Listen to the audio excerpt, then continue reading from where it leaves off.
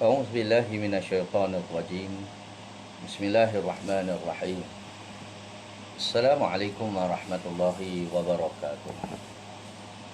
إلى حضرة النبي المصطفى رسول الله صلى الله عليه وسلم وأهل الكرام لهم الفاتحة. أعوذ بالله من الشيطان الرجيم. بسم الله الرحمن الرحيم. الحمد لله رب العالمين الرحمن الرحيم مالك يوم الدين. إياك نعبد وإياك نستعين اهدنا الصراط المستقيم صراط الذين أنعمت عليهم غير المغضوب عليهم ولا الضالين آمين. Alhamdulillah nahmadu subhanahu wa ta'ala wa nashkuruh wa na'udzu billahi min syururi anfusina wa min sayyiati a'malina man yahdihillahu fala mudilla lahu wa man yudlil fala hadiya lahu. Asyhadu an la ilaha illallah wahdahu la syarika lah wa asyhadu anna Muhammadan abduhu wa rasuluh. Nusalli wa nusallim ala hadzal nabiyil karim sayyidina wa habibina wa maulana Muhammadanil amin wa ala alihi wa sahbihi ajma'in. Amma ba'd. Faya ayyuhal mu'minun ittaqullah. Usikum wa nafsi bitaqwallah faqad fazal muttaqun. Saudara muslimin dan muslimat, mukminin dan mukminat, mustami'in wal mustami'at yang dirahmati Allah dan dikasihi, yang sangat-sangat dirindui sekalian. Alhamdulillah. Terlebih dahulu syukur pada Allah Ta'ala, malam ni saya dapat bersama dengan tuan-tuan dalam kuliah online kita seperti biasa. Setelah 3 hari saya tak dapat nak beronline sama-sama dengan tuan-tuan. Mungkin ada di kalangan tuan-tuan tertanya-tanya, mana Ustaz Syarizal 3 hari tunggu tak main-main. Sebenarnya saya balik kampung di Taiping, ziarah orang tua, tengok kebun sikit. Hari ni dan semalam saya nak online, rasa penat. Hari ni insya-Allah kita boleh teruskan program kuliah online kita seperti biasa. Tuan muslimin dan muslimat yang dirahmati Allah sekalian. Jadi saya mohon maaf dan minta ampun pada siapa-siapa yang menunggu selama 3 hari kuliah saya, tetapi saya tak muncul-muncul. Saya pula terlupa nak update ataupun nak post saya punya keuzuran saya yang tak boleh berkuliah selama 3 hari itu. Jadi ala kulli hal, apapun, hari ini saya muncul kembali dalam kuliah online kita seperti biasa. Dan insya-Allah walaupun nanti masjid dah buka, surau pun dah buka, kuliah pun dah on balik di masjid dan surau dan sebagainya, saya tetap akan buat secara live bersama dengan audio kuliah di mana-mana masjid saya dijemput untuk berkuliah, insya-Allah. Jadi sebelum seperti biasa kita pakai kitab Bahrul Mazi jilid yang ke-17. Masih lagi banyak nama-nama kiamat yang belum lagi kita bahaskan, kita syarahkan. Maka kali ini ataupun hari ini kita akan menyambung insya-Allah sekejap lagi, sementara kita tunggu sahabat-sahabat kita mai ramai.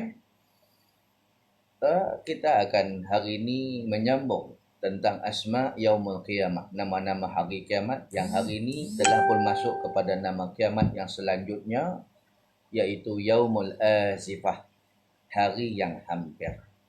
Kenapa hari kiamat dikenali sebagai yaumul azifah, hari yang makin lama makin hampir? Saat lagi kita akan terang, saat lagi kita akan bagi clarify, bagi keterangan bagaimana ataupun bahaskan kenapa yaumul azifah itu ataupun kenapa yaumul qiyamah juga dipanggil yaumul azifah. Jadi muslimin dan muslimat yang dirahmati Allah sekalian. Tuan-tuan, sebelum kita sementara kita tunggu sahabat-sahabat online kita masuk dan sebagainya, ya mungkin ada yang tengah sembahyang Isya berjemaah dengan keluarga. Ya, bagus berjemaah dengan keluarga ni. Walaupun kita tak boleh nak sembahyang jemaah di masjid dan surau, dapat jemaah dengan keluarga, dapat pahala jemaah pun cantik dah. Seumpama seperti kita beribadat separuh malam. Tambah pula besoknya kita sembahyang subuh berjemaah, kita dah seumpama beribadat sepanjang malam.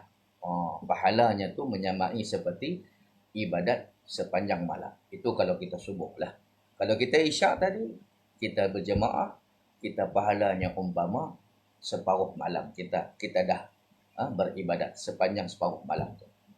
Jadi tuan-tuan muslimin dan muslimat yang dirahmati Allah, siapa yang mau share sila share supaya tuan-tuan dapat pahala seperti saya dapat. Kalau ada pahala di sisi Allah Ta'ala, Nabi kata man dalla 'alal khair kafa'ilih. Siapa yang melorongkan jalan baik kepada orang lain. Kita dah buat baik. Kita dah tengok kuliah. Kita nak orang lain pun tengok kuliah macam kita tengok, maka kita pun share berapa ramai. Maka sepanjang orang duk lihat kuliah yang kita share tu, kita akan dapat pahala sekali. Jadi jangan tuan-tuan harap pahala, jangan tuan-tuan biar saya dapat pahala seorang-seorang. Saya nak tuan-tuan pun dapat pahala yang sama macam hari ni, macam saya buat hari ni. Tuan-tuan muslimin dan muslimat yang dirahmati Allah sekalian. Kita cuba tadabbur satu ayat Quran yang mungkin tuan-tuan biasa dengar. Ataupun dikenali yalah, ayat ini selalu orang guna untuk kalau kita lihat di kedai-kedai restoran, kedai runcit, mereka tulis ayat ni kan. Kononnya dengan barakah ayat ini melariskan perniagaan mereka dengan barakah, dengan izin Allah Ta'ala.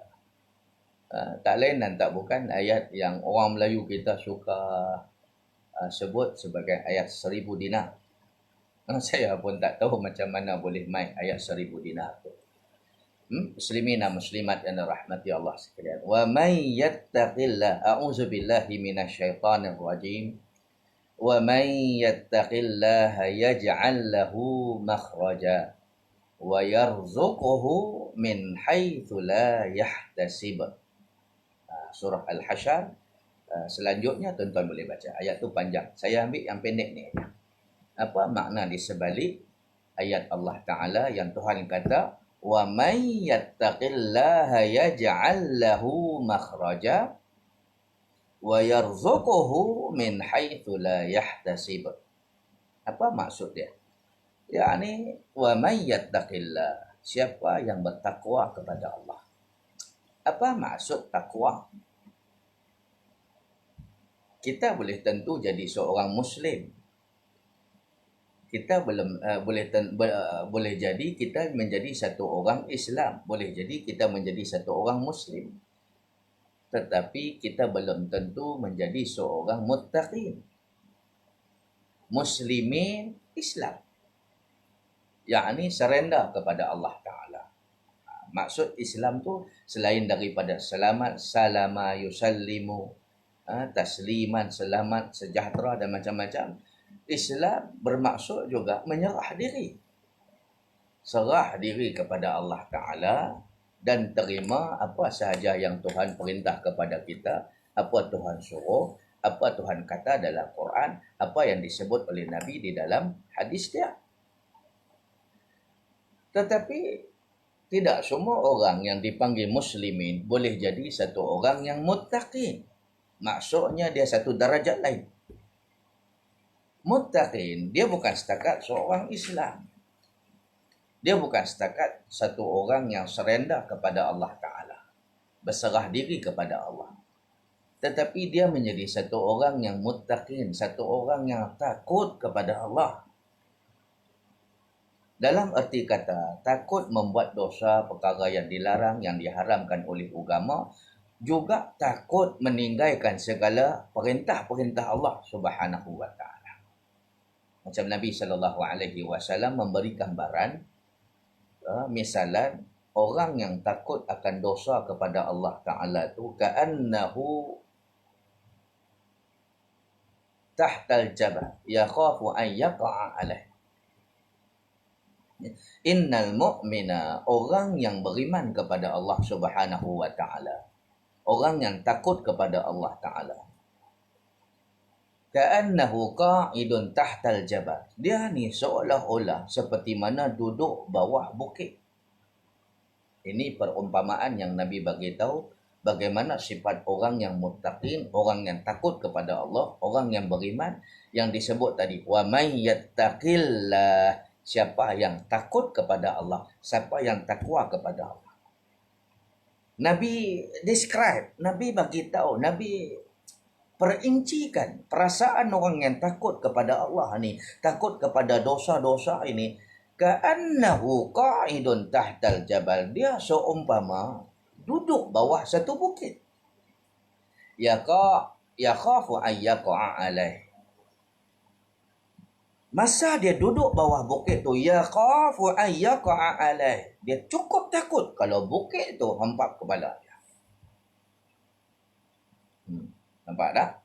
Perumpamaan yang Nabi bagi tahu sifat orang yang beriman, dia nak buat dosa tu walaupun orang lain tak nampak, isteri tak nampak. Katalah dia nak lihat video lucak, video tak elok, tak baik, dia boleh lihat. Dia bawa handphone masuk dalam tandas, masuk dalam toilet, dia pergi pun buka lah macam-macam lah dalam YouTube dan sebagainya.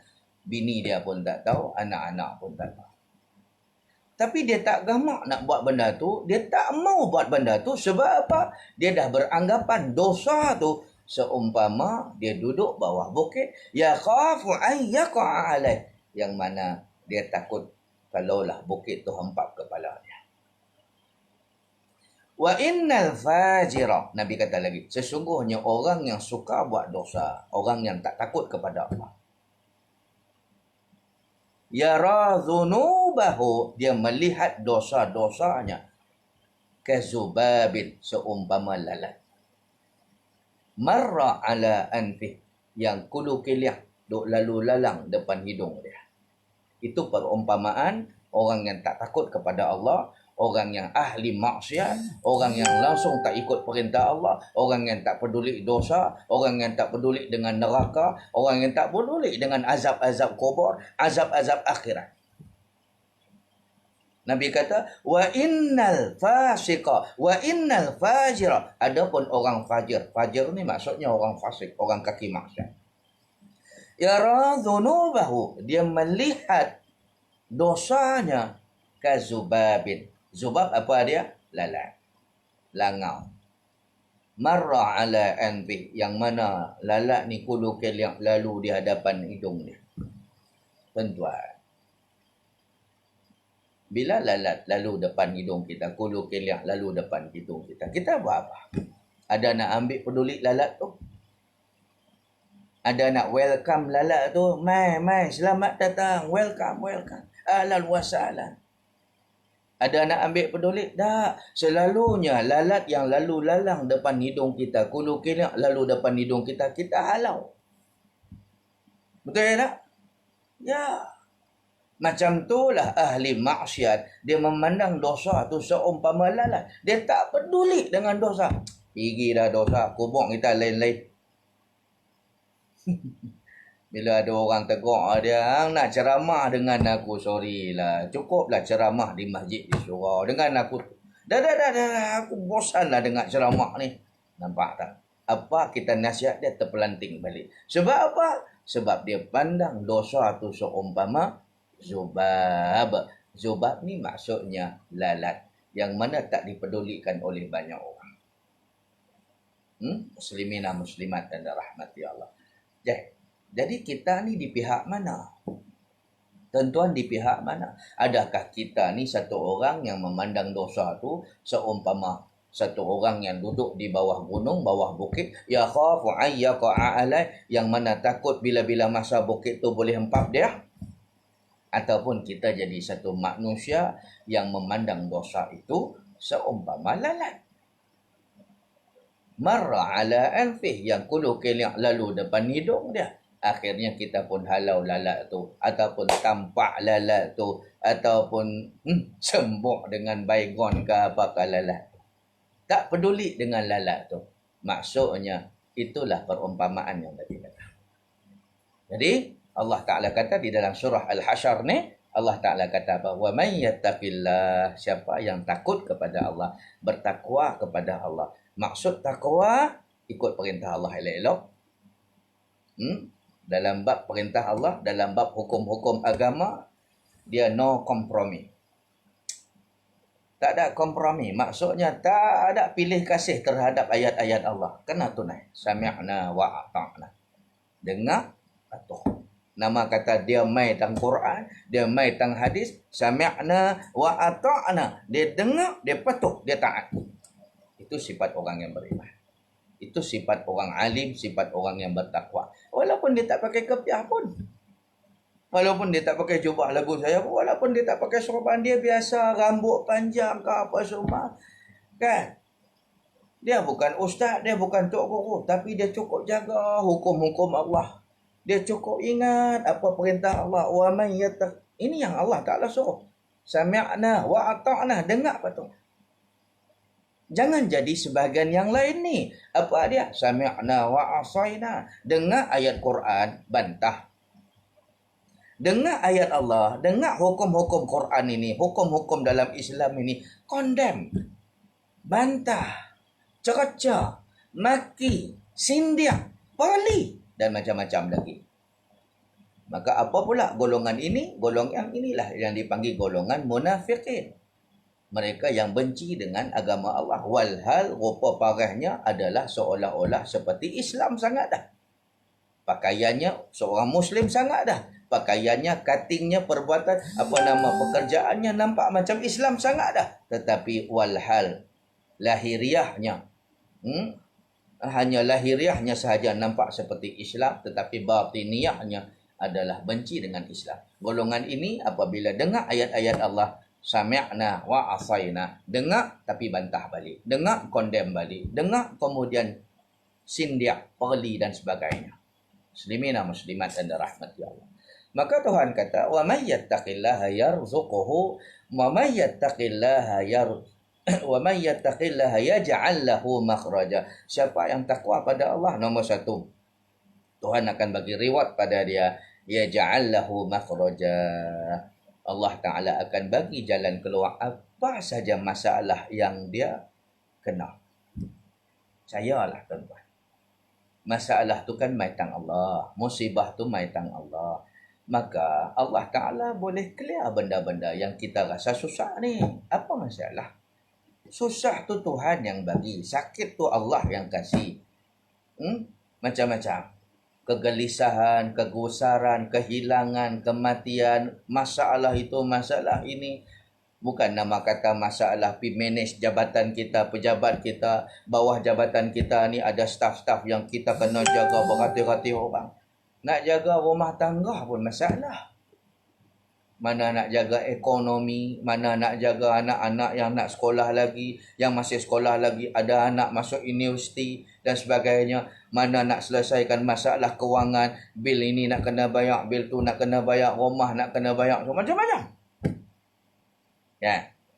Tapi kalau kita bertakwa, ya ja'allahu makhraja, Allah Ta'ala akan bagi ilham. Dia petik ke dada kita, ke hati kita, ilham macam mana nak keluar masalah. Sungguh, kita ada masalah dalam rumah tangga, Tuhan bagi ilham. Kita ada masalah dalam berniaga, dalam bisnes kita, Allah bagi ilham. Kita ada masalah dalam jabatan kita, tempat kerja kita, Allah bagi ilham. Tapi dengan syarat bertakwa kepada Allah Ta'ala. Dalam erti kata, takut meninggalkan perintah Allah dan takut melakukan larangan-larangan Allah Subhanahu wa Ta'ala. Wa yarzuquhu min haitsu la yahtasib. Dan Allah Ta'ala bagi rezeki kepada dia tanpa sangka-sangka.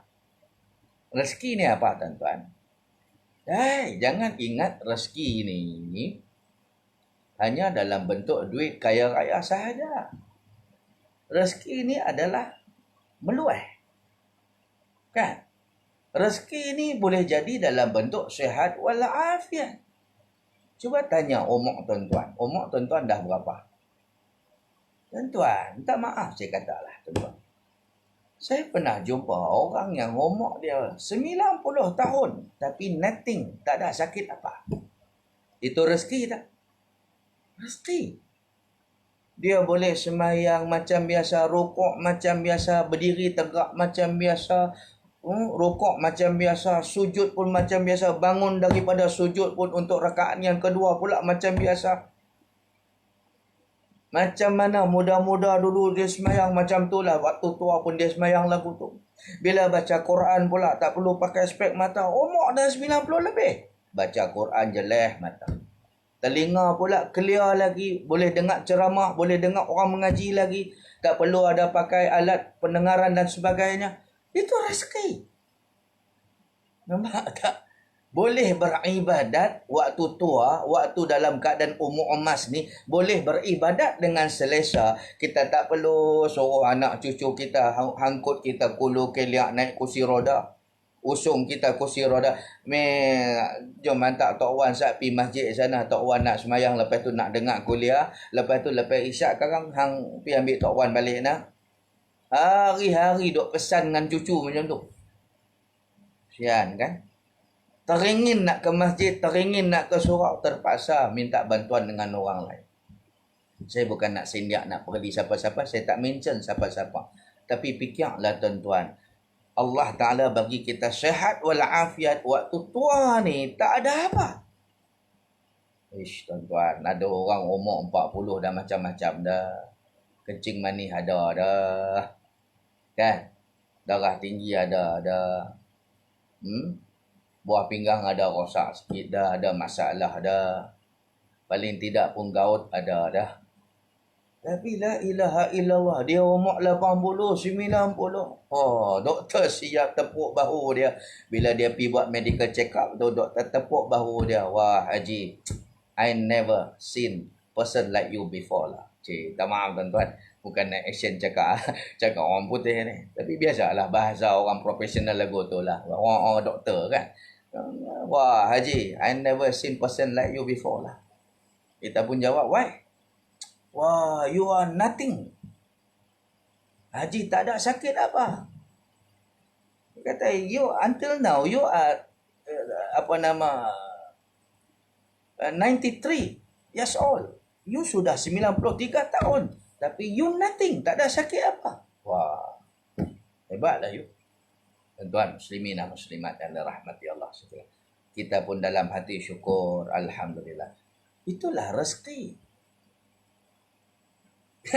Rezeki muslimin dan muslimat yang dirahmati Allah sekalian. Yang tak disangka-sangka. Orang lain makan, kita makan. Orang lain minum, kita minum. Kita tak berhabis duit beli suplemen itu, suplemen ini. Kita biasa. Tapi alhamdulillah, tak ada sakit yang... Sakit demam pening tu biasalah. Ni sakit yang kronikal ni. Yang kronik-kronik ni. Sakit apa? Darah tinggi. Sakit apa? Jantung berlubang. Sakit apa? Buah pinggang. Sakit apa? Kencing manis. Dia tengok kawan-kawan dia yang umur baru 40-an, 50-an, ada yang potong jari, potong kaki, potong tangan dah. Dia tak macam tu. Kenapa? Mungkin kerana dia bertakwa kepada Allah. Allah bayar dalam bentuk Allah Ta'ala beli dia punya ketakwaan itu. Oleh kerana dia dah takwa kepada Allah, dia jual dirinya dalam bentuk takwanya itu, maka Allah Ta'ala bayar balik dengan memberi rezeki yang melimpah. Wah. Apa? Muslimin dan muslimat dan rahmati Allah sekalian. Yang kedua, ramai orang tak sangka, rezeki yang tak disangka-sangka ni apa dia? Anak. Anak kita tuan-tuan, tak adalah mengaji teruk-teruk sangat pun macam orang lain. Orang lain semua hantar tuition mahal-mahal. Tak cukup dengan sekolah pagi. Kan? Lepas tu kelas tambahan pula.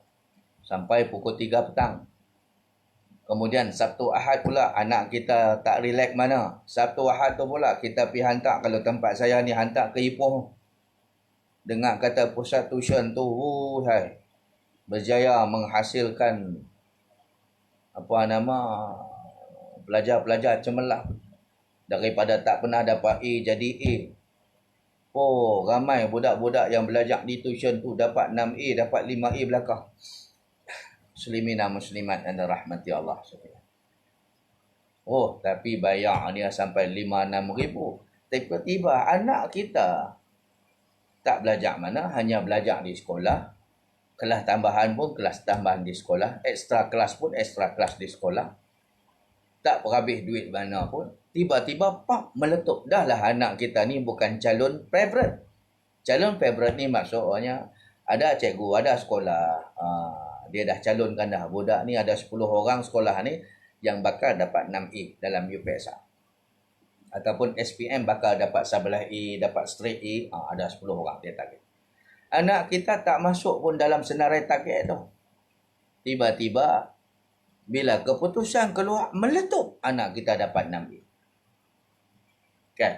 Murid-murid budak-budak yang disangka dapat 6A, yang target tu pula tak dapat 6A, dapat 4A, dapat 3A dan sebagainya. Anak kita, ini yang dikatakan tak disangka-sangka. Wa yarzuquhu min haitsu la yahtasib. Direzekikan oleh Allah Ta'ala kepada dia tanpa sangka-sangka. Orang heran, jiran dia tanya dia, anak hang tuition kat mana? Hang tahu tak anak aku hantar tuition di Ipoh no. Berhabis sampai 5-6 ribu. Kita kata, mahalnya. Kata, iyalah 5-6 ribu aku habis. Untuk 6 subjek tu, dia kena bayar sampai 1,000. 1,000 aku bayar untuk 5 subjek, 6 subjek tu. 6 bulan anak aku ni pergi tuition kat situ. Habis sampai 6 ribu. Itu belum campur lagi dengan hantar anak pergi kursus motivasi sana, motivasi situ. Sebab yang bagi motivasi itu ada profesor, ada doktor lah apa, melahirkan banyak pelajar-pelajar hebat cemerlang. Kita pun teruja bayar 1,500 untuk 3 hari 2 malam. Aku perhabis semata-mata untuk anak aku ni cemerlang UPSR. Aku perhabis dah 7-8 ribu dah. Lah dapat 3,000. Dah dapat 3A je anak aku. Anak hang dapat 6A. Aku nak tanya anak hang ni belajar macam mana? Hang hantar tuition mana? Kita pun jawab, mana dah hantar tuition bang. Saya mana ada duit macam abang. Bohong Habis tu hantar mana? Dia sekolah aja. Kan tumpu kat sekolah aja. Lepas tu petang dia balik lewat sikit sebab ada extra kelas. Ada kelas tambahan. Sabtu Ahad pun cikgu buat satu kelas tambahan. Itu aja. Free aja. Nampak? Muslimina muslimat dan rahmati Allah. Apa pelajaran yang kita dapat di sini? Yang pertama, rezeki itu Allah punya. Orang kata rezeki itu dia tak salah alamat. Allah Ta'ala lah yang berhak. Wa yarzuquhu man yasha. Allah lah yang boleh. Allah yang memberi rezeki kepada siapa yang dia suka. Yang kedua, kebergantungan kepada Allah Ta'ala itu penting. Ada orang dia cuma bergantung kepada usaha, tapi tak bergantung kepada Allah. Kejayaan tu main tang mana? Tang siapa? Allah. Maka nombor satu, kita gantungkan usaha kita. Kita gantungkan kepada Allah harapan kita tu. Yang kedua, kita gantung kepada usaha kita. Dua ni kena buat. Banyak orang hanya bergantung kepada diri sendiri, hanya bergantung kepada usaha sendiri. Akhirnya dia tak tawakal kepada Allah, dia tak serah kepada Allah. Yang ni yang menyebabkan peras menonggek ni. Yang ni yang menyebabkan kecewa. Sila hari bulan, minum racun, bunuh diri. Katalah, masalah brother ni tadi, anak dia hantar tuition 7-8 ribu habis. Tiba-tiba tak dapat seperti yang dia mau. Dapat 3A saja. Kan? Dia kecewa tak? Kecewa. Pasal apa dia kecewa? Sebab dia rasa usaha dia itu pasti akan membuahkan hasil. Tapi dia silap. Yang mendatangkan kejayaan atas usaha dia itu, dia hanya mampu usaha. Yang bagi adalah Allah. Sebab tu kita kena serah pada Allah. Sebab tu bila kita dah usaha, kita dah buat kerja, pulang pada Allah lah. Kalau dia bagi, Alhamdulillah. Kalau dia tak bagi, nak buat macam mana? Belum ada rezeki. Kan seronok jadi orang macam ni. Kita tak salahkan siapa-siapa pihak, mana-mana pihak. Kita tak kata orang tu dengki lah. Kita tak kata orang tu khianat lah. Kita tak tuduh orang tu mandrem kita, sihir kita lah. Kita cari salah kita. Muhasabah. Adalah ni benda yang tak betul. Pasal apa Tuhan tak bagi? Cantik.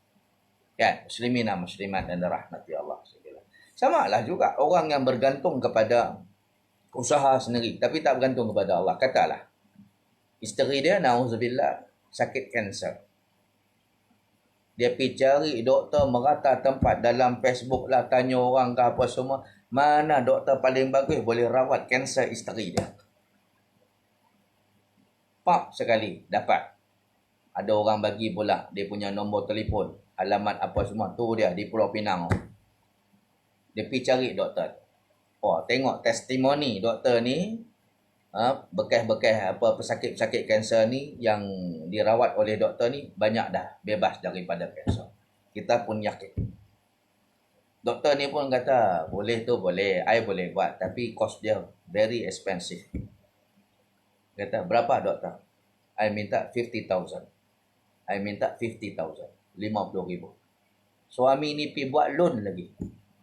Tak apa doktor, untuk isteri I sanggup buat loan. Okey. Dah bayar dah 50,000. Selang 3-4 bulan kemudian isteri meninggal. Tak mengamuk kawan ni. Loan nak kena bayar. Isteri tetap meninggal. Akhirnya dia pergi serang doktor ni. Terbalik meja doktor ni. Hang ni doktor penipu. Hang tahu? Hang dok kata hang boleh pulihkan isteri saya. Doktor hari tu dok kata jamin dah isteri saya boleh pulih.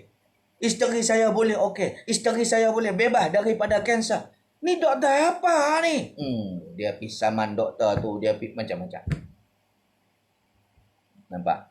Inilah orang yang hanya berusaha, hanya bergantung kepada usaha. Dia duk ingat usaha dia itu garanti dapat. Apa yang dia buat, dia nak apa yang dia buat tu dapat. Tapi Allah Ta'ala dia tak gantungkan diri. Nampak? Patutnya apabila kita dah berusaha, dah buat, dah kerja, serah pada Allah. Bila kita dah serah pada Allah, kita dah tawakal kepada Allah, itu dah ada konsep redha. Itulah dia konsep redha. Kita standby. Bermakna kita dah tanam konsep redha, kita standby apa saja Tuhan nak bagi. Kalau dia bagi apa kita minta, alhamdulillah. Kalau dia tak bagi, nak buat macam mana? Nampak kan syok hati kita macam tu. Hati kita tenang macam ayak lalu. Nak buat macam mana? Rezeki dah tak ada. Yang penting kita dah usaha. Usaha tu kan pahala juga. Kan? Nak buat macam mana? Tu dah rezeki dia. Kita tak sakit hati, kita tak benci ke orang, kita tak khianat dah ke orang, kita tak sakit hati, kita tak cemburu dengan orang, kita tak pandai hati dengan kejayaan orang. Sebab apa? Sebab kita dah tanam konsep redha. Yang jadi sakit hati dengan orang lain dapat, kita tak dapat, pasal apa? Tidak ada tanam awal-awal konsep redha. Tidak ada tawakal kepada Allah Ta'ala. Sepatut bila kita dah buat, falyatawakkal 'ala Allah. Fa idza azamta fatawakkal 'ala Allah. Apabila kamu telah berazam, berusaha, fatawakkal 'ala Allah. Tawakal. Innallaha yuhibbul mutawakkilin. Kerana Tuhan suka, cinta, sayang kepada golongan yang suka bertawakal. Kono, apabila kita dah tawakal, kita dah usaha, kita dah buat kerja, kita serah kepada Allah Ta'ala. Dia bagi, alhamdulillah. Dia tak bagi, tak apa. Kan? Jadi kita tak merampoi-rampoi. Bahasa utara dia panggil merampoi, tuan-tuan. Merampoi ni maksudnya kita tak mengamuk sana, mengamuk sini. Tak salahkan orang, kita tak tuduh orang itu, tuduh orang ini. Kan seronok jadi Muslim yang macam tu. Baik, ini yang dikatakan wa yarzuquhu min haitsu la yahtasib. Kebun kita tiba-tiba subur, alhamdulillah. Kita ada kebun durian. Kebun durian kita ada 60 batang pokok. 60 batang pokok tu, ya Allah, setiap batang pokok itu 200 biji durian netes tu. Bayangkan 200 biji kali 60 batang pokok. Berapa jualan durian yang dia dapat? Berapa untung dia dapat? Alhamdulillah, dia punya durian semua elok. Tak ada sakit apa, kadang sebagainya. Tak ada kena tebuk tupai, kera, monyet. Tak.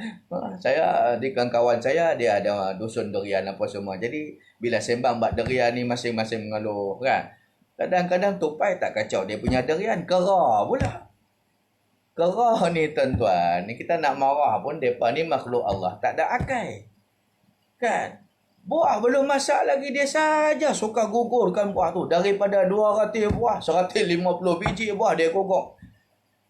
Dia gugur, dia peram selama seminggu, maksudnya dia datang balik lepas tu. Dia ambil balik buah yang dia gugurkan tu. Dia pandai, dia pandai, dia peram buah dulu. Kera ni. Tuan-tuan, muslimin dan muslimat. Tapi heran, jiran sebelah Kebun kita, jiran kebun kita ni, sebelah juga dengan kita. Mereka tanah yang sama dengan kita. Matahari pun, udara pun dapat udara yang sama. Cahaya matahari pun sama. Mereka pun 60 batang pokok, kita 60 batang pokok. Sebelah menyebelah. Tapi Alhamdulillah, kita 60 batang pokok tu, buah kita semua elok. Tak ada rosak apa. Tak ada serangan kera ke apa semua. Tak ada kena tebuk tupai apa. Tapi kebun sebelah dengan kera, dengan tupai, dengan lutung, kan, dengan orang curi lagi. Daripada 150, daripada 60 batang pokok, dia boleh makan hasil hanya 6 batang pokok aja. 6 batang pokok tu pun penuh dengan tebuk tupai, penuh dengan ulat dalam. La ilaha illallah. Walhal tanah yang sama, sebelah menyebelah. Bila hujan dapat air yang sama, bila cahaya matahari dapat cahaya yang sama, semua sama. Kita membaca, dia pun membaca. Kita menebih, dia pun menebih. Kita meracun, dia pun meracun. Apa penjelasan di sini? Nampak? Kebun sebelah menyebelah. Tapi kita Alhamdulillah, rezeki melimpah luas. Tetapi dia, kawan kita sebelah, tak dapat apa. Dia jadi rugi pula. Pasal apa? Kos baja, kos upah orang menebih lagi, mesin rumput lagi, macam-macam. Dia tak dapat jual langsung dia punya durian. Sebab apa? Durian yang banyak rosak dah. Kita Alhamdulillah 60 batang pokok. Setiap batang pokok tu pula ada 200 biji durian. Allahu Akbar. Kurang-kurang 30-40 ribu. Kita dapat untung daripada durian kita satu musim. Apa penjelasan di sini? Penjelasannya apa? Yang kita Allah Ta'ala kasih, yang dia Allah Ta'ala tak kasih. Itu saja. Dan juga wa yarzuquhu min haitsu la yahtasib. Mungkin rezeki ini Tuhan bagi kerana kebaikan kita. Yang taat perintah Allah, tak tinggal sembahyang. Aurat langsung tak pernah buka depan orang. Kita bahkan bukan setakat kita, isteri kita, ya Allah auratnya. Kita pun pakai jubah macam ni dah bang, hangat dah ni, panas. Isteri kita bukan setakat dia pakai jubah bang, oi, dia pakai ina lagi. Ina tahu ina tu, sarung tangan tu. Kita yang pakai jubah ni, orang jantan kalau pakai jubah ni pun dah hangat dah. Depa siap bukan setakat pakai jubah, pakai ina lagi. Pasal apa? Takut dia punya lengan tu tersengseng, nampak aurat. Kan? Itu belum dengan pakai tudung lagi, dengan pakai scarf lagi. Lepas tu dengan pakai baju kurung lagi. Lepas tu dengan pakai kain lagi dalamnya. Lepas tu siap dengan stokin lagi. Ya Allah. Mungkin kerana ketaatan kita kepada Allah Ta'ala yang tak berbelah bagi, Allah Ta'ala bagi kita wa yarzuquhu min aitsu la yahtasib. Allah rezekikan kepada kita tanpa sangka-sangka. Rezeki itu kita sebut apa tadi? Kebun kita yang subur. Anak-anak kita cerdik pandai. Kalau dia tak pandai pun anak kita, tuan-tuan, anak kita taat kepada agama. Allahu Akbar. Syukurlah tuan-tuan. Macam saya Alhamdulillah lah. Kan saya nak naikkan nama. Saya 5 orang anak saya. Bab semayang Allah. Sebut aja semayang. Jom semayang sekali. Oh, dia pun siap lah ambil wuduk bentang. Ada orang anak dia lari-lari kalau pak suruh semayang. Macam-macam alasan dia bagi tak mau semayang. Nampak tak? Itu rezeki. Rezeki apa lagi? Isteri yang taat. Alhamdulillah isteri kita cantik dan kita boleh nikmat daripada isteri kita yang cantik. Ada orang isteri dia lawa, isteri dia cantik, isteri dia bekerjaya, pangkat yang tinggi, tetapi dia tak boleh nikmat langsung daripada isteri dia. Apa maksud tak boleh langsung nikmat daripada isteri dia? Isterinya derhaka kepada dia. Isterinya keluar rumah tanpa minta izin dengan suami. Isteri tak hormat suami. Isteri selalu bantah cakap suami. Lawan cakap suami. Suka tinggi suara depan suami.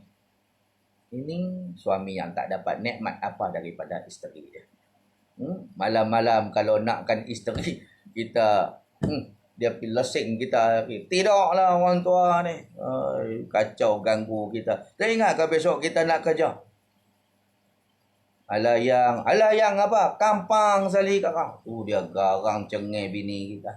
Allah. Laki ke pun pergi ambil lah bantai tepuk. Letak lekup letak bantai atas kepala tu. Ngiring ke tepi lain. Tak pandang isteri dia. Sambil-sambil ayak mata mengalir. Dia pun nyanyi dalam hati, beginilah nasib diriku yang malang, oh Tuhan. Orang yang ada isteri tapi tak boleh nikmat daripada isteri. Sama juga orang yang ada anak tapi tak boleh nikmat daripada anak. Anak derhaka, anak tak ingat orang tua, anak tak mau balik kampung jumpa orang tua, anak tak mau ambil berat pasal orang tua. Orang tua dia sakit, pening ke apa semua, langsung dia tak mau peduli dan sebagainya. Ini orang yang tak dapat nikmat daripada anak dia. Nampak? Muslimina muslimat dan rahmati Allah. Ada orang rezeki yang melimpah ruah tetapi dia tak dapat nikmat daripada harta tu. Hartanya berjuta. Dalam bank ada 2.5 juta. Tapi bila pi kenduri, semua makan tak boleh makan. Mano tengok orang lain makan, dia ada dekat meja di bawah kemah tu. Mano. Kata Pak Mat, apa hal tak boleh makan ni? Apa hal menung? Makanlah, orang pi kenduri suruh makan, bukan suruh menung. Nak makan apa? Kata, semua aku tak boleh makan. Ya kah? Awak tak boleh makan? Yang ni boleh makan? Yang ni tak boleh. Doktor kata tak boleh. Aku kolesterol. Yang ni darah tinggi. Yang ni kencing manis. Yang ni gout. Yang ni tak boleh. Lalah Pak Mat boleh makan apa? Dia keluar satu bekas daripada poket dia. Ketak-ketak dia pegang bekas tu. Bubuk muai tuan-tuan. Bubuk muai ni apa? Bubuk kanji lah. Yang tu dia makan hari-hari. Saya bukan nak perli siapa-siapa. Ini realiti. Syukurlah tuan-tuan. Tuan-tuan ada harta, boleh nikmat daripada harta tu pula. Ada orang ada harta tapi makan apa tak boleh. Duit di bank tu 2.5 juta. Tapi hanya mampu boleh makan hari-hari bubuk moy, bubuk kanji yang hanya harga dia RM2.5 di bazar Ramadan. Orang utara panggil kupang lah. RM2.50 di bazar Ramadan. Harga bubuk moy tu. Apa cerita? Dalam bank tu 2.5 juta. Patut 25 juta ni kita boleh makan chicken chop hari-hari, kita boleh makan lamb chop hari-hari, kita boleh makan KFC hari-hari, kita boleh makan kambing bakar hari-hari. Makanan orang mahal. Tiba-tiba dia makan makanan orang miskin, makanan orang gelandangan, makanan orang yang melarat. Nampak? Orang yang macam ni, Allah Ta'ala bagi harta tetapi tak dapat nikmat daripada harta. Betul? Muslimina muslimat dan rahmatullah. Jadi syukurlah, wa yarzuquhum min haitsu la yahtasib.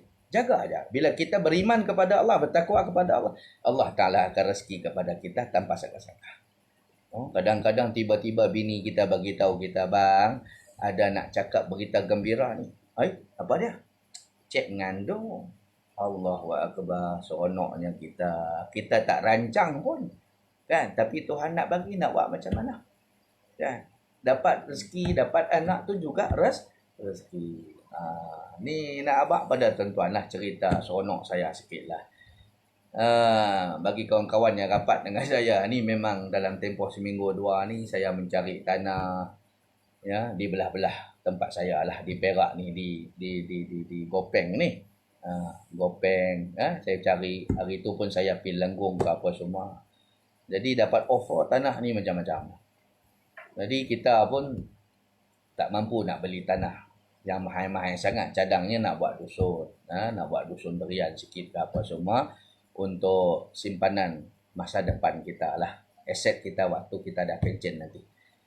Saya dah umur 40 lebih. Jadi rumah pun dah ada, kereta pun dah ada, anak-anak pun makin lama makin membesar. So stabil lah dari segi harta, rumah pun dah ada rumah sendiri, kereta pun dah ada kereta sendiri dan sebagainya. Jadi tibalah masanya pula untuk aset ketika tua nanti. Jadi alhamdulillah, dalam ramai-ramai orang pergi offer tanah dekat saya macam-macam. Tiba-tiba 2-3 hari lepas saya dapat offer. Ada orang nak jual. Saya terkejut. Nak jual tanah 3,5 ekar. Ni di area Gopeng saya. Dia kata tanah tu tepi sungai Jeram. 3,5 ekar. dengan harga 60,000. Wow. Saya terus WhatsApp dia, saya terus message dia. Saya kata, betul ke nak jual 3 ekar setengah dengan harga 6,000 ataupun 1 ekar 60,000? Dia kata, tak encik, kata kami nak jual 60,000 ni untuk 3 ekar setengah. So dia tunjuklah gambar kat saya. Gambar tanah tu ada ayak jerang. Nampak ayak tu sikit aja. Pagi tadi saya pergi tengok tanah tu. Ya Rabbana, yang kata rezeki tak disangka-sangka Tuhan nak bagi. Ada ayak terjun, ada kolam ayak terjun, bawah ayak terjun tu pula ada kolam. Ya Allah, memang tempat tu hujung lah. Orang Gopeng pun banyak tak tahu tempat tu. Kena pergi hutan sikit, tapi tak jauh pun. Lebih kurang kira-kira 20 minit daripada rumah saya. So saya pun terus bagi kata setuju. Saya setuju ambil tanah ni 3 ekar setengah 60,000 saja. Kalau tempat tuan-tuan 3 ekar setengah, tempat yang ada ayak terjun, ayak jeram, ada sungai cantik, sungai bersih, sungai ayak gunung. Agak-agak tempat tuan-tuan ada berapa harga agama dia. Rasanya ratus-ratus ribu, ada yang sampai setengah juta kot. Kan? Tapi alhamdulillah, ini yang kata mungkin Allah Ta'ala tengok pandang apa kita buat selama ni, Allah Ta'ala bagi rezeki yang tidak disangka-sangka. Ini saya nak kongsi dengan tuan-tuan lah. Bukan saya nak tunjuk. Dah. Saya nak kongsi dengan tuan-tuan. Hasil kita buat baik dengan orang, hasil kita buat amal kepada Allah Ta'ala, ikhlas lillahi ta'ala, jangan risau. Tuhan tahu apa kita mau. Tuhan tahu apa yang kita nakkan. Allah Ta'ala bagi jalan mudah apa yang kita mau. Ya, baik. Okey, baik. Sebelum kita buka kitab kita, sama-sama boleh saya berinteraksi dengan tuan-tuan lah sekejap ya. Okey, Kak Hafsah Sohal. Ya, Kak Hafsah kita ni daripada mana ya? Ni orang baru. Terima kasih. Waalaikumsalam warahmatullahi. Baik, begitu juga Tuan Mahdi Keneng. Waalaikumsalam warahmatullahi. Daripada mana Tuan? Kalau boleh yang baru-baru ni tolong bagi tahulah duduk di mana ya. Baik, Makcik Hamidah Lajis daripada Melaka. Saya punya penonton tetap saya. Muhammad Asri Angkong daripada mana ni Tuan? Alhamdulillah. Seterusnya Rabiatul binti Radiatul Adawiyah Haji Ramli. Alhamdulillah. Dan sharing from Jempol Negeri Sembilan. Terima kasih banyak Kak ya. Anis Ismail Chen. Alhamdulillah. Dari mana tuan-tuan? Okey, tolong abang daripada mana nah? Waalaikumsalam. Apa abang Ustaz? Daripada Johnny Max kita ni orang biasa ni. Bukit Metajam Penang, line tak berapa nak elok. Allah minta maaf lah bang. InsyaAllah bulan depan saya dah mula berkuliah di Padang Serai ya, abang Johnny Max ya. Jadi Bukit Metajam dengan Padang Serai tu dekat kot. InsyaAllah sepanjang saya berkuliah di masjid nanti, insyaAllah saya juga akan buat secara online juga menggunakan dengan kerjasama audio kuliah ni. Baik, kemudian habis dah. Masya Allah, Hafsah Sohar daripada Singapura rupanya. Apa khabar orang Singapura? Harap orang Singapura ni boleh faham logat saya, bahasa saya. Sebab kita orang utara. Saya duduk di Perak. Jadi kalau boleh faham, alhamdulillah. Kalau tak boleh faham, minta tolong dengan saya supaya translatekan bagi faham. Baik. Baru masuk Kak Madijah Mahdi. Alhamdulillah. Terima kasih. Jadi saya nak teruskan kuliah saya. Sambil-sambil itu tuan-tuan tontonlah. Ya, dengan anak-anak dan sebagainya. Kalau boleh share supaya tuan-tuan dapat pahala yang sama macam saya buat malam ni. Wallahu a'lam. Baik, seterusnya tuan-tuan muslimin dan muslimat dan rahmati Allah sekalian. Jadi kita masuk malam ni Bahrul Mazi jilid yang ke-17 dan kita dah pun sampai kepada nama hari kiamat yang seterusnya, yakni Yaumul Azifah. Seperti mana yang kita janji, Yaumul Azifah artinya hari hampir. Kerana hampir berlaku kiamat tu. Tu sebab dipanggil nama kiamat juga digelar sebagai Yaumul Azifah. Tuhan kata apa dalam Quran? A'udzubillahi minasyaitonirrajim. Innahum yarawnahu ba'ida wa narahu qariba. Sadaqallahu. Tuhan kata apa tentang manusia yang suka tak ambil peduli tentang kiamat. innahum yarawnahu ba'ida. Depa ni, manusia ni, Tuhan kata yarawnahu ba'ida. Suka sangat lihat bahawa kiamat tu jauh. Suka sangat lihat bahawa kiamat tu jauh lagi, lambat lagi. Wa narahu qariba. Sedangkan kami lihat hari kiamat itu makin lama makin qarib, makin lama makin hampir, makin lama makin hampir. Ini Tuhan kata. Khusus kepada orang yang tak beriman kepada Allah, khusus kepada depa yang engkar perintah Allah, depa ni anggap bahawa kiamat itu ba'ida, kiamat tu jauh lagi. Sedangkan Tuhan kata wa narahu qariba, sedangkan kami lihat kiamat itu makin hampir dah, makin hampir dah, makin hampir dah. Tuan-tuan muslimin dan muslimat dan rahmati Allah sekalian. Bab tu bila kita macam baru ni umur saya baru anak isteri saya sambut hari jadi saya yang ke-44, muda lagi kot. Bila kita naik umur tuan-tuan, satu kita kena ingat masa kita makin dekat dengan Allah Ta'ala, makin dekat kita dengan batu dua kita ni. Hotel batu dua, hotel bajet batu dua. Tak usah duk carilah. Batu dua tu maksudnya batu nisan. Inilah kubur kita. Nabi kata apa? Kubur ni dia boleh jadi raudatun min riyadil jannah au hufratun min hufarinna. Kubur ni dia boleh jadi raudatun min riyadil jannah, salah satu daripada taman-taman syurga Allah. Kubur kita ni, kalau kita beriman, kubur tu akan jadi taman syurga Allah buat kita. Kita tak nampak lah ni, tapi kita akan nampak nanti masa kita dah check in, masa kita dah masuk dalam. Ini janji Nabi.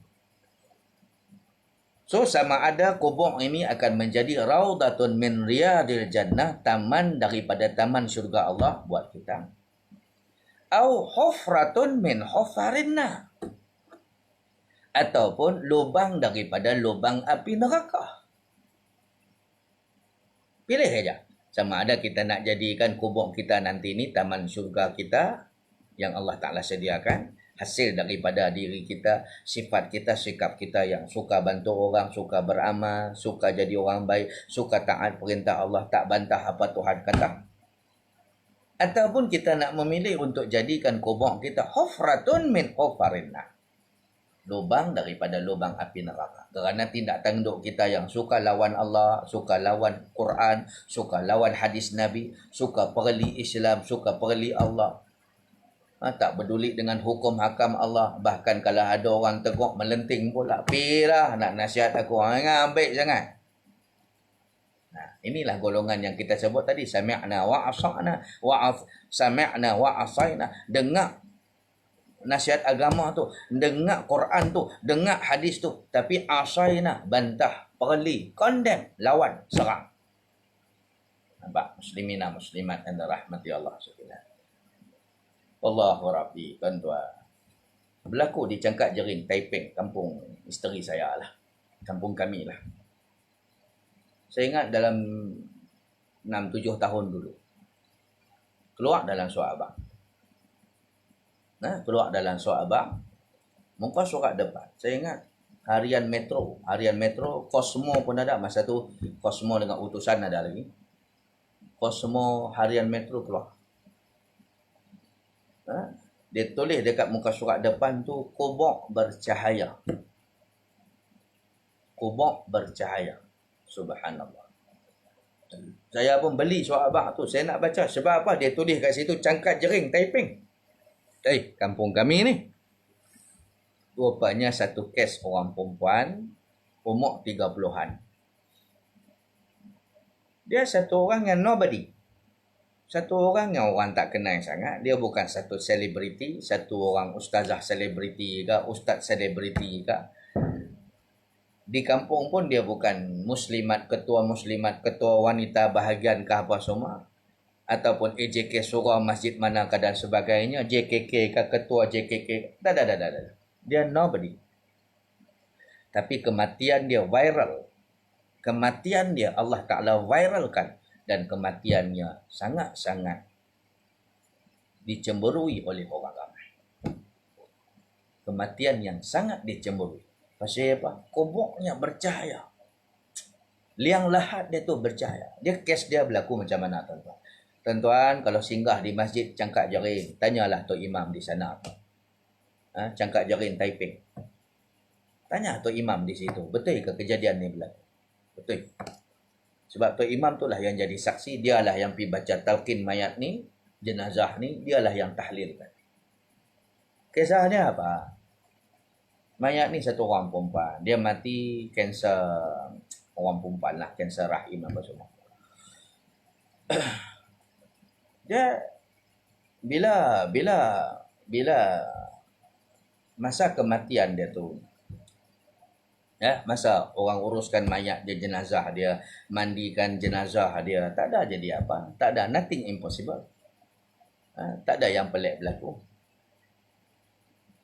Masa nak kapankan dia pun tak ada benda pelik. Nothing word. Tak ada benda yang orang kata nampak lain macam. Masa semayangkan dia, angkat jenazah dia pun okey, tak ada masalah. Tapi bila masa masukkan dia ke dalam liang lahat,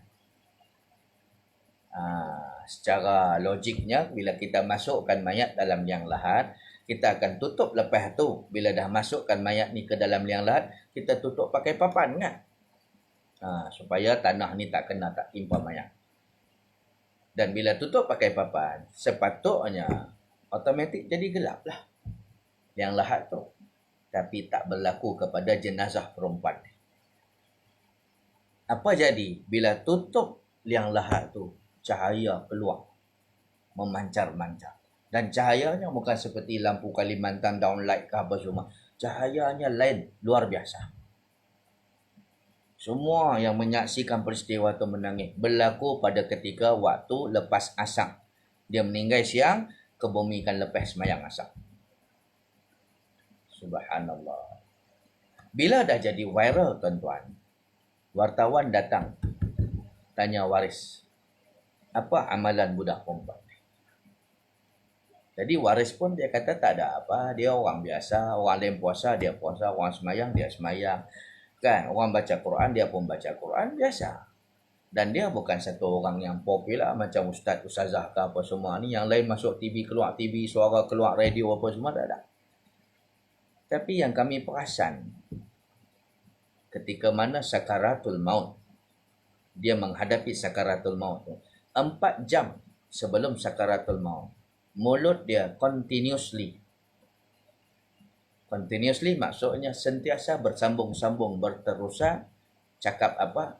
La ilaha illallah, la ilaha illallah, la ilaha illallah, la ilaha illallah, la ilaha illallah, continuously. Subhanallah, tuan-tuan. Kita pun biasa zikir la ilaha illallah, la ilaha illallah. Nampak tak? Allah Ta'ala pilih dia dalam keadaan kematian dia happy ending. Mati yang sangat menggembirakan dan mencemburukan ramai orang. Masuk dalam liang lahat, tiba-tiba liang lahat tu bercahaya habis, memancar-mancar. Menangis orang yang pegang dia ni. Ya Allah, seronoknya hang. Kubok welcome hang. Kubok ni terima hang. Mengalu-alukan kedatangan hang ni. Dalam keadaan yang sangat prestige. Sangat-sangat mengembirakan. Happy ending. Agak-agak dalam kubok tu macam mana keadaan dia. Ini yang kita kata tadi. Nabi kata, boleh jadi kubok kita itu Raudatun min riyadil jannah. Taman daripada taman syurga Allah. Au hufratun min hufarin nar, ataupun nak jadikan kubur kita lubang daripada lubang api neraka Allah Subhanahu wa taala. Kita boleh pilih nak jadi mana satu. Ya. Jadi apabila kita umur kita meningkat, kak-kak yang disayangi sekalian, ingat satu, kubur makin dekat. Bila usia makin meningkat, kubur makin dekat. Kan? Jangan kita ingat bahawa bila kita umur hari ni 60, tahun depan umur kita dah jadi 59 ataupun jadi 58. Hari ni 60, tahun depan umur kita 61. Yang siapa 70 jadi 71, yang siapa 85 jadi 86. So makin meningkat kita, umur kita pun makin dekat. Maka yang penting, berapa banyakkah usaha yang telah kita buat untuk selamatkan diri kita di alam barzakh nanti. Berapa banyak amal yang kita dah buat. Berapa banyak pahala yang kita dah buat. Berapa banyak pahala yang dah kita kutip. Berapa banyak pula dosa-dosa kita yang telah kita minta ampun dengan Allah Subhanahu wa taala. Yang ni kita kena ingat, tuan-tuan muslimin dan muslimat yang dirahmati Allah. Baik, jadi seperti mana Tuhan kata tadi, innahum yarawnahu ba'ida wa narahu qariba. Yaumul azifah disebut bahawa hari yang makin hampir, sebab semakin tahun makin hampir kita menuju ke kiamat. Tuan-tuan, lah ni pun dah macam-macam tanda-tanda akhir zaman keluar, kan? Kena ingat, kiamat takkan berlaku sebelum didahului dengan tanda-tandanya. Dan tanda-tanda kiamat ada dua. Satu tanda kecil dan satu tanda besar. Tanda kecil banyak, tanda besar tak banyak. Dia ada 10. Dajjal, keluarnya binatang bernama Dabah, Ya'juj dan Ma'juj keluar sekali, Nabi Isa turun, muncul Imam Mahdi, kan? Dan macam-macam lagi lah. Tetapi yang kata tanda kecil, tanda kiamat yang besar ni dia tidak akan keluar selagi mana tak habis lagi tanda-tanda kecil kiamat. Dan tanda kecil kiamat ni banyak. Daripada zaman Nabi sampailah zaman kita, sampailah nak hampir-hampir kiamat nanti.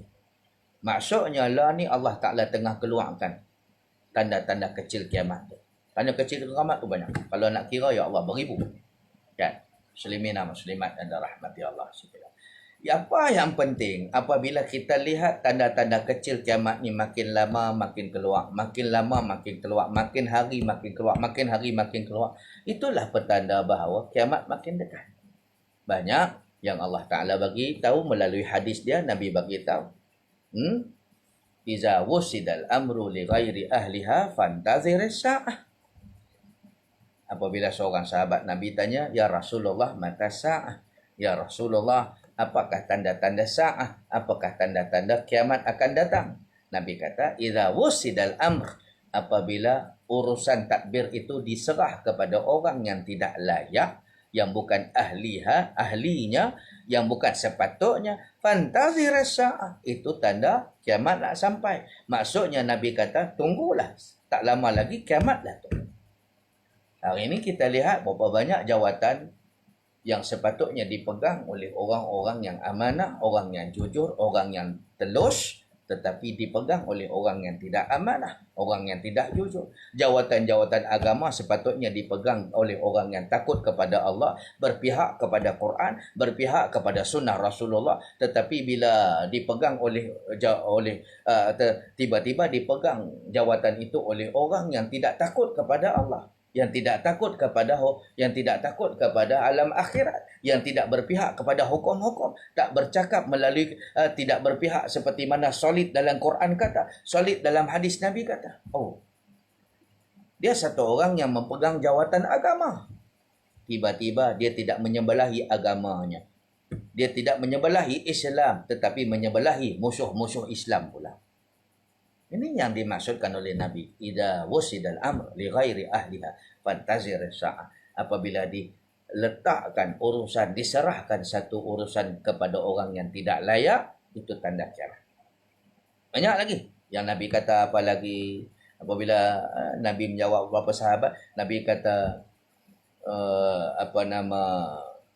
la taqumu as-sa'ah hatta taqtulu imamakum wa tashtalidu bi asyafikum wa yarisa dunyakum syirarukum atau kama qala. Kiamat tidak akan berlaku sampailah masa la taqumu sa'ah, hatta tidak berlakunya kiamat, sehinggalah benda-benda ini muncul dulu. Apa dia? Nabi kata hatta taqtulu imamakum, sehingga kamu membunuh pemimpin-pemimpin kamu. Tak suka macam mana pemerintah dan pemimpin, jangan sampai bunuh dia. Kritik tak apa, jangan sampai bunuh dia. Tapi berlaku tak berlaku? Berlaku dah, banyak berlaku. Di tanah-tanah Arab pun banyak pemimpin-pemimpin mereka yang dibunuh oleh rakyat mereka sendiri. Wa tajtalidu bi asyafikum, kamu berpancung-pancungan sesama kamu. Apa maksud berpancung-pancungan di sini? Berperang Islam sama Islam. Tuan-tuan boleh lihat lah ni tuan-tuan. Negara Islam yang berperang lebih banyak kan negara kafir yang berperang lebih banyak? Nampak? Sepatutnya senjata-senjata orang Islam ini, peluru-peluru orang Islam ini, bom-bom orang Islam ini dihala ke musuh-musuh Islam. Tetapi digunakan senjata itu untuk hala ke arah saudara se-Islam sendiri. Ini yang Nabi kata, wa tajtalidu bi asyafikum. Kamu berpancung-pancungan sesama kamu. Kemudian Nabi kata lagi, wa yarisa dunyakum syirarukum. Antara tanda kiamat lagi, yang mempusakai duniakum, mempusakai dunia kamu. Maksudnya yang akan jadi raja kepada negara kamu, yang akan jadi pemimpin negara kamu, yang akan jadi pemerintah di negara-negara kamu. Maksudnya negara-negara Islam ini, syirarukum, yang paling jahat di kalangan kamu. Ada orang yang takut kepada Allah boleh diangkat jadi pemimpin, angkat orang yang tak takut kepada Allah untuk jadi pemimpin. Nampak? Dialah yang kaki minum, dialah yang kaki rasuah, dialah yang ada rekod bunuh orang, dialah ada rekod itu ini ke apa semua. Tiba-tiba orang macam ni diangkat menjadi pemimpin satu-satu negara. Saya tak sebut di Malaysia, saya sebut secara rafli, secara rambah. Mana-mana tempat pun akan berlaku. Kalau itu yang terjadi, itu petanda kiamat makin hampir. Inilah yang dikenali sebagai Yaumul Azifah. Muslimina muslimat dan rahmati Allah Subhanahu wa taala. Dan macam-macam lagi, apabila masjid, orang bina masjid kerana nak dibangga-banggakan. Bukan masjid tu dibangga kerana imarahnya. Tetapi masjid itu dibanggakan kerana kehebatannya, dia punya costing nak bina masjid itu berbilion-bilion, berjuta-juta, reka bentuknya import daripada sana, import daripada sini. Jadi masjid tu sudah lari dia punya foundation dia, asasnya adalah untuk takwa kepada Allah, takut kepada Allah, nak imarahkan rumah Allah. Tetapi masjid digunakan untuk berbangga-bangga. Ada orang berbangga dengan akaun masjid yang berjuta-juta jumlahnya. Tayang di papan tanda masjid tu, kan, papan putih masjid tu, collection ada berapa juta dah. Sampai hari ni dah berapa juta. Akhirnya orang tertanya-tanya, duit berjuta pun tak guna, tapi kalau hang tak guna apa duit tu? Duk longgok-longgok sahaja. Subhanallah, muslimin dan muslimat dan rahmati Allah. Begitulah juga yang memegang jawatan-jawatan masjid menjadi bangga dengan jawatan yang mereka pegang. Sepatutnya itu adalah sebagai platform nak bawa amanah Allah Ta'ala. Tetapi mereka jadi kebanggaan pula apabila menjadi jawatan ini dalam surau dan masjid semata-mata untuk kepentingan pribadi, semata-mata nak cari untung dan sebagainya, nak cari peluang dan sebagainya. Ada juga yang menggunakan jawatan-jawatan agama untuk cari peluang, untuk cari untung dan macam-macam. Ya Rabbana, muslimina muslimat dan rahmati Allah sekalian. Itu tanda-tanda kiamat. Saya pernah sekali lah tuan-tuan, satu orang kontraktor. Saya masa tu di sekolah, tengah buat kerja sikit di sekolah tu. Jadi sembang lah dengan kontraktor ni macam-macam lah. Jadi tiba-tiba kontraktor ni dapat satu call lelaki Melayu. Ya. Tapi dengar suara macam tak cantik lah, macam ada gaduh-gaduh sikit. Jadi bila dah habis dah, pakcik kontraktor ni bila dah habis dah bersembang dengan orang tu, dia pun cakap dengan saya lah, Ustaz, tengok ni Ustaz. Apa dia Tuan Haji, ada masalah kah? Ustaz tahu tak yang telefon saya tadi siapa? Yang kami macam gaduh sikit tadi tu. Saya kata tak tahu. Ni pengurusi surau Ustaz. Bukan pengurusi kelab malam, bukan pengurusi kelab dandut ke apa semua, tapi pengurusi surau. Dia kata apa masalah dengan dia? Baru-baru ni Ustaz, saya repair surau dia ni. Surau kampung dia ni. Saya repair. Dia pengurusi surau tu. Habis tu, jadi surau tu dah siap. Habis tu, bila dah siap, saya pun terimalah payment tu. Terimalah bayaran daripada surau. Tak banyak pun Ustaz. Belah-belah ribu je pun repair. Habis tu, pengurusi surau ni telefon saya ni tadi ni. Okey. Dia tanya saya, bahagian dia pula berapa? Pula. Nampak? Dia tuntut bahagian dia. Aku dah pilih hang jadi kontraktor repair surau ni. Takkan untuk aku tak ada apa? Nampak Ustaz? Ini pengurusi surau, bukan pengurusi kelab malam. Saya kata pada Tuan Haji ni, Tuan Haji pergi report SPRM lah. Kata, tak maulah Ustaz. Dia pun ada anak bini nak kena tanggung apa semua. Kita tak naklah gamak sampai macam tu. Tapi Ustaz tengok ni, jijik kata jijik. Memegang rumah Allah.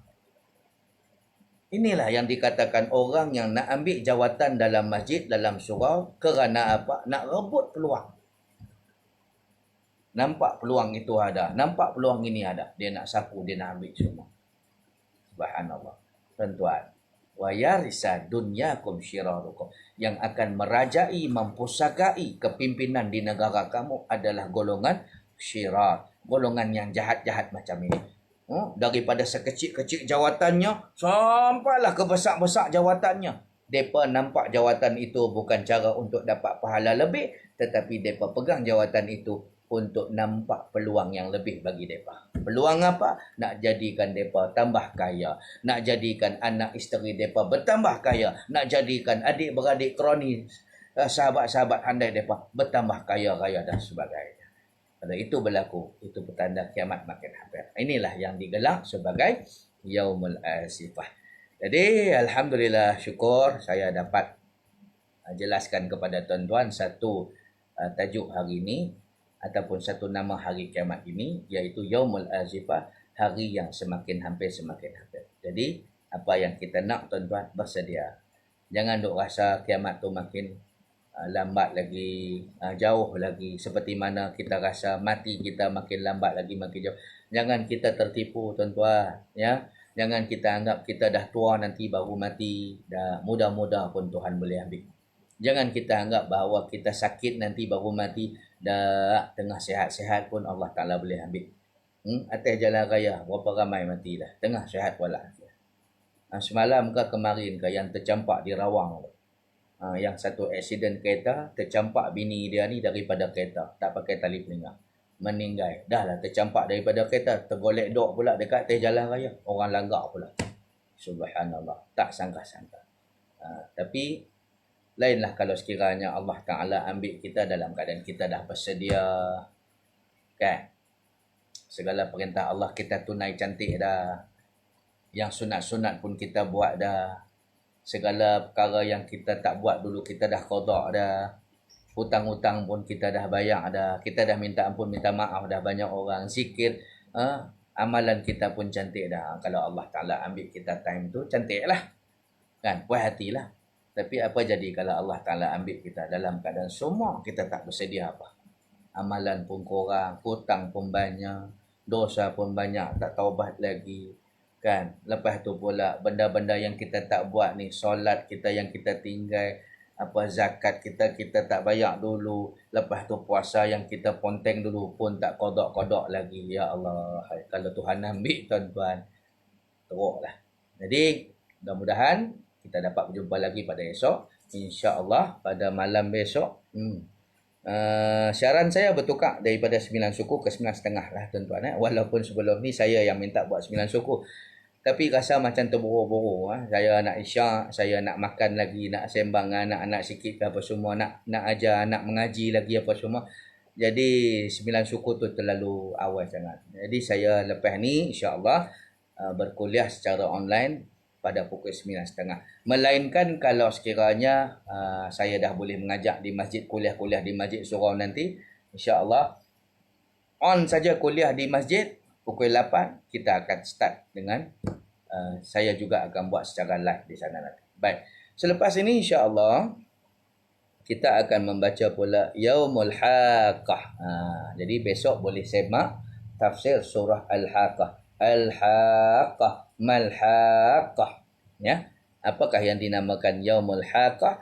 Hari yang sebenarnya kerana sebenar berlaku beberapa perkara pada hari itu. Apa yang Tuhan janji kepada kita melalui Quran dan hadis, Allah Ta'ala akan tunjuk janji dia pada Yaumul Haqqah, hari yang sebenar-benar berlaku nanti. Wallahu alam, cukup sekadar itu. Saya doakan tuan-tuan mendapat rahmah, maghfirah, sakinah, syafa'ah dan juga sa'adah daripada Allah Ta'ala. Maghfirah, keampunan Allah. Sakinah, ketenangan daripada Allah. Sa'adah, kebahagiaan daripada Allah Ta'ala. Rahmah, kasih sayang daripada Allah Ta'ala. Syafa'ah dan syafa'ah daripada Allah Ta'ala. Semuanya milik tuan-tuan supaya kita hidup dengan tenang dan Allah Ta'ala redha kita atas apa yang kita lakukan. Wallahu a'lam. Tangguh majlis dengan tasbih kafarah dan suratul Subhanakallah wa bihamdika. Asyhadu an la ilaha illa anta astaghfiruka wa atubu ilaik. Bismillahirrahmanirrahim.